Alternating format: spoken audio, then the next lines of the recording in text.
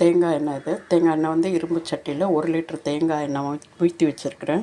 இது வந்து செக்கு எண்ணெய், நம்ம ஹேர் ஆயிலுக்காக யூஸ் பண்ண போகிறோம். அதனால் ஹேர் ஃபால் 2 மடல் கத்தாழை எடுத்திருக்கேன். ஏன்னா இது சம்மர் சீசன், பாடி கூலாக இருந்தால் முடி ஹேர் ஃபால் இருக்காது.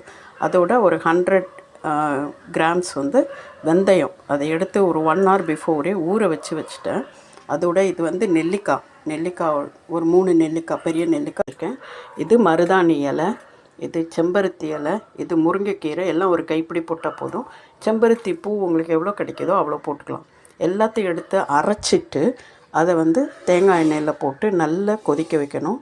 நான் பார்க்கலாம். எல்லாத்தையும் அரைச்சிட்டு நான் ஊற்றி வச்சுருக்கேன். எல்லாமே அரைச்சிட்டேன். ஏன்னா சில இது அப்படியே போட்டோம்னா சில இது வேகும், சில இது வேகாது. அது வேகலைன்னா நமக்கு ஒரு மாதிரி பேட் ஸ்மெல் வந்துடும். இன்னொன்று, இந்த கருஞ்சீரகம் அதெல்லாம் வந்து சில பேருக்கு ஒத்துக்காது. நமக்கு என்ன, இப்போ நான் போட்டிருக்கிறது எல்லாமே எல்லாருக்கும் ஒத்துக்கிற மாதிரி இருக்கிற ஐட்டம்ஸ் மட்டும்தான்.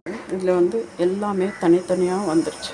நம்ம போட்ட திங்ஸ் எல்லாமே நல்ல 1 hour ஆகிடுச்சுன்னா வச்சு எல்லாமே தனித்தனியாக நம்ம போட்டது எல்லாமே தெரியுது. கலர் மாறிடுச்சு. எண்ணெயோட கலரும் க்ரீன் கலரில் மாறியிருக்கு.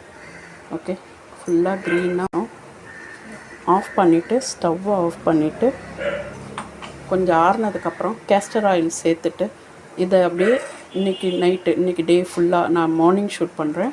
மார்னிங்னு நைட்டு வரைக்கும், நாளைக்கு காலையில் தான் கண்டெய்னரில் மாற்றி எடுத்து வைக்கணும். Okay, subscribe my channel for more useful videos. Okay, thank you.